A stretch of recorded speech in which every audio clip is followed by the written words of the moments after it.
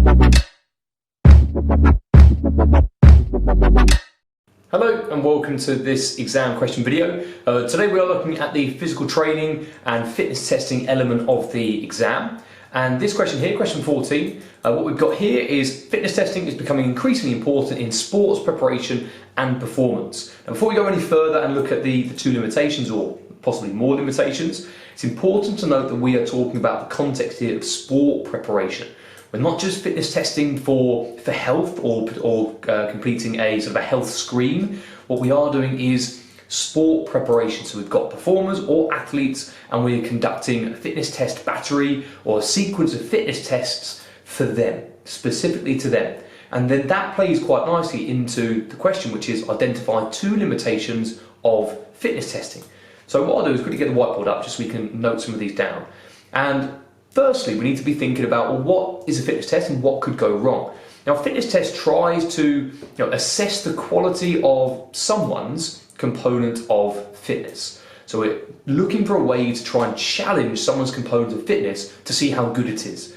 Now, ideally, we want to be able to isolate it so that only one component of fitness is being measured. As soon as we get 2 or 3 or 4 components of fitness which are actually being used in the fitness test, we don't know which one is actually leading to the result. And that can start to impact the validity. The best fitness tests have 1. That's what creates a valid result. If the performer does well, if they get a good score, then that means that their one component of fitness that is being tested is also good.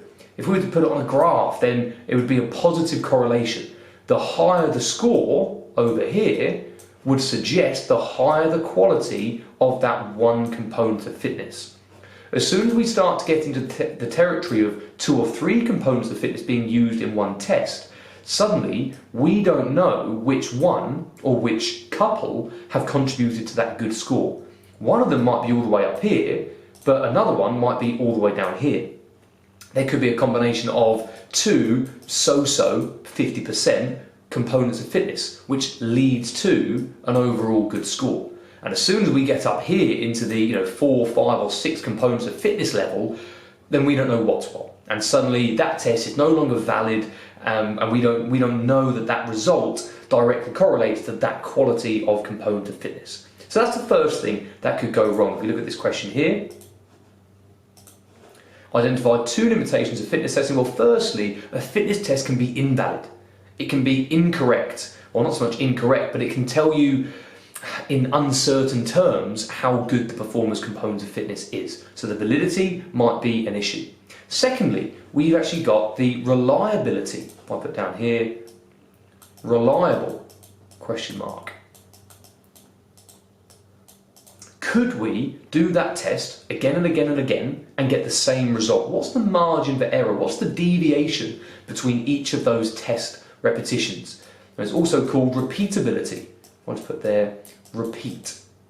Could we do that same test multiple times and get the same result with a slight degree of variation? The smaller that degree of variation, the more reliable, the more repeatable that test is. Now we could get an invalid repeatable test.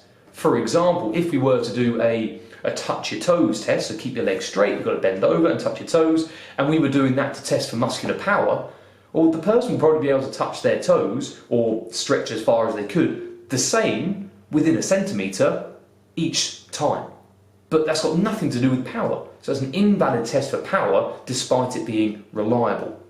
Similarly, that same test could be for flexibility, but what if the performer is a swimmer? And what we're looking for is shoulder mobility, shoulder flexibility. Well, by them reaching to try and touch their toes or doing a sit and reach test, reaching over the box, they're not really challenging their shoulder mobility. They might have really pliable hamstrings, but that's not what we were after. That's an invalid test for shoulder mobility. It's a very repeatable, a very reliable fitness test, but not valid for our wants and needs, which ties quite nicely into our third point, which is specificity. Is it specific? Is it relevant to our sports performer? If we look again at the wording of this, fitness testing is becoming increasingly important in sport preparation. So So if we were a coach or if we were a performer trying to assess a squad to see where some of the performers were lacking in their components of fitness, who had the best if they were trying to make their choices between different performers, if they were trying to set individual goals for their performers, they need to have a test which is relevant to their sports. There's no point in measuring people against each other, comparing and contrasting them in aerobic endurance if they've got a sprint team. If they're only required to run 100 metres, 200 metres, 400 metres, aerobic endurance isn't that important. So they're not going to be sort of clambering over the bleep test results or multi-stage fitness test results because it doesn't really link. It's not relevant to their squad, their team, their performers. So fitness testing, it's only really good if it has a purpose, if it's linked to the sport that they are in fact preparing for. So we can put that down as specific. Is it relevant? Is it purposeful? So far we've got the validity, just squeeze it in there. Validity, the reliability or repeatability. We've got the specificity. Is it actually relevant for our sports performance? And going back into that sort of reliable and repeatable one for our fourth possible mark, what could go wrong? How could it go wrong? What is making it unrepeatable? Perhaps it's human error. If I just note that down there in red. Human error. Now this could be the actual conducting of the test. So let's say it's a human who is pressing start and pressing stop, or it might be the human who is actually operating the machine. The machine might be 100% accurate, it's been calibrated by multiple different sources, but if the human operating it can't do it properly and they can't read the instrument correctly, then we're going to get incorrect, invalid, inaccurate results, and we couldn't use them. So that's another way that fitness testing could fall down. And lastly, what we have in fitness testing as well is that the tests themselves, the nature of them could be different in terms of the intensity and the energy that's actually required to complete them. So I mentioned earlier the multi-stage fitness test. That there is a maximal fitness test. There are also submaximal fitness tests. If I just put an X there and verse, one versus the other, max versus submax. Now, multi-stage fitness test, you go to exhaustion.